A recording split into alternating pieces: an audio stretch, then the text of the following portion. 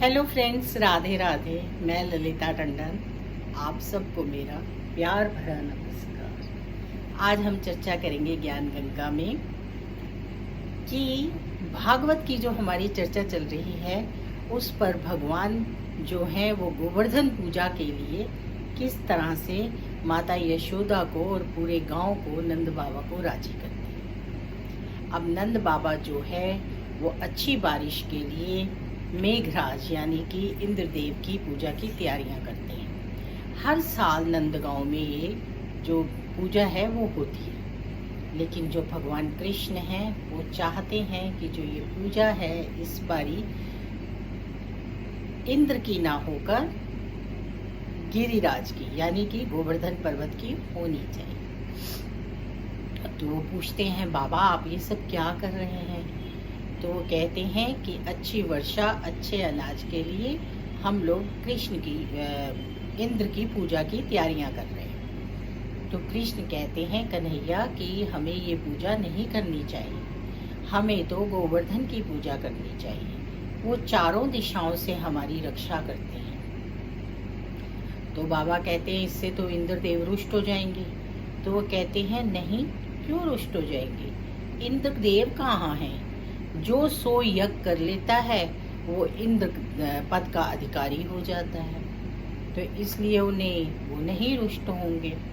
और इस तरह से सब लोगों को कन्हैया कन्विंस करते हैं और मना लेते हैं गोवर्धन की पूजा करने के लिए कि गोवर्धन जो है वो पर्वत है, हमारी गायें वहाँ पर चारा चरती हैं, उसके साथ साथ हमारे क्या कहते हैं वो सब तरफ से हमारी रक्षा करते हैं, तो हमें गोवर्धन की पूजा करनी चाहिए।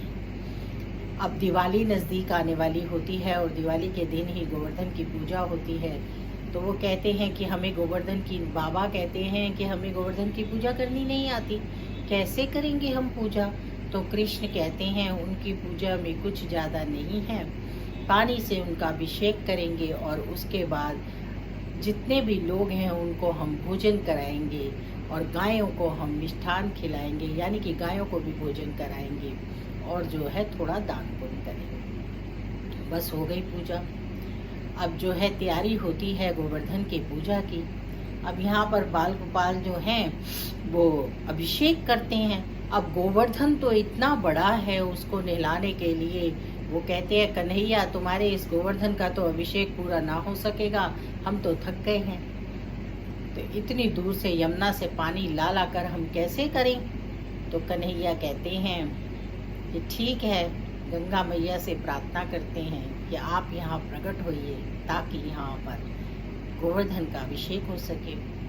तो तत्काल ही गंगा मैया वहाँ प्रकट होती हैं और वही है वृंदावन में मानसी गंगा, जिससे कि गोवर्धन का अभिषेक होता है। और पूरा अभिषेक होने के बाद उनको भोग लगाने की तैयारी होती है। अब वो कहते हैं लाला तुम्हारा गोवर्धन कुछ खाएगा? ये तो पहाड़ है। तो भगवान एक रूप अंदर चले जाते हैं और एक रूप बाहर होते हैं। भगवान अपनी ही पूजा के लिए एक रूप बाहर होते हैं और एक अंदर होते हैं। और जैसे जैसे गोवर्धन की पूजा होती है और उनको भोग लगाया जाता है तो वो सब खाते जाते हैं। अब बच्चे कहते हैं लाला तुम्हारा गोवर्धन सब कुछ खा जाएगा तो हमारे लिए क्या बचेगा? ये सब वहाँ चलता है और बड़ी अच्छी तरह से गोवर्धन की पूजा होती है। इधर नारद मुनि इंद्र के पास जाते हैं और कहते हैं कि देखो तुम्हारी तो नीचे पूजा नहीं हो रही है, इस बार गोवर्धन की पूजा हो रही है। इंद्रदेव रुष्ट हो जाते हैं और बारिश करते हैं और वो बारिश 7 दिन तक चलती है। अब जो क्या कहते हैं नंद गांव के लोग होते हैं वो घबरा जाते हैं कि कैसे हम अपनी और अपने बच्चों की रक्षा करें, सैलाब आ जाता है। तो कन्हैया कहते हैं कोई बात नहीं। वो गोवर्धन को कहते हैं कि आप अपने आप को हल्का कीजिए और गोवर्धन पर्वत को अपनी चीची उंगली पर, छोटी उंगली पर धारण कर लेते हैं और बाकी सब लोग भी उन्हें भगवान ना समझें, इसलिए अपनी लकड़ियाँ सब कुछ लेकर और फिर उसके नीचे आ जाते हैं। अब माता कहती हैं लाला थक गया होगा, तो सब कहते हैं लाला तुम अपनी उंगली हटा दो, हम अब उठाएंगे गोवर्धन को। वो जैसे ही लाला उंगली हटाने लगते हैं गोवर्धन हिलने लगता है, सब डर जाते हैं और फिर लाला से कहा जाता है कि आप अपनी चीची उंगली लगाइए।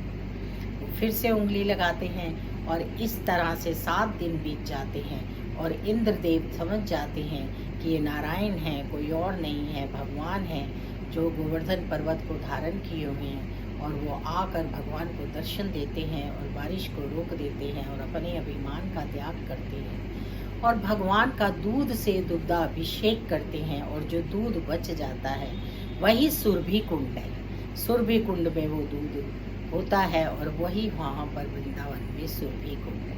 और इस तरह से भगवान से आशीर्वाद लेकर वो चले जाते हैं और बारिश रुक जाती है और सब बहुत खुश होते हैं और भगवान का नाम पड़ जाता है गिरिराज धरण, यानी कि वो गिरिराज को धारण करते हैं। तो इस तरह से लाला की इतनी सुंदर सुंदर लीलाएं हैं जिन लीलाओं से बहुत ज्ञान मिलता है।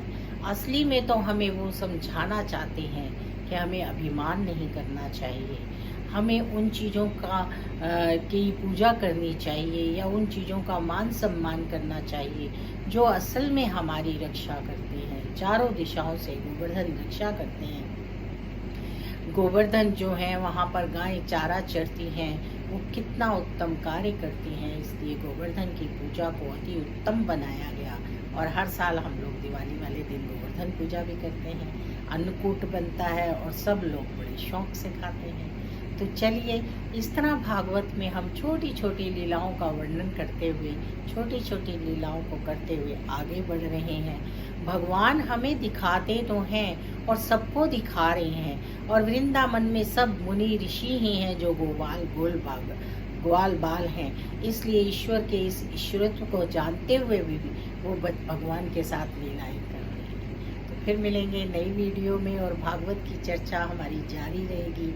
आप लोगों को अच्छा लगे तो कमेंट में राधे राधे जरूर लिखिए। राधे राधे, जय श्री कृष्णा।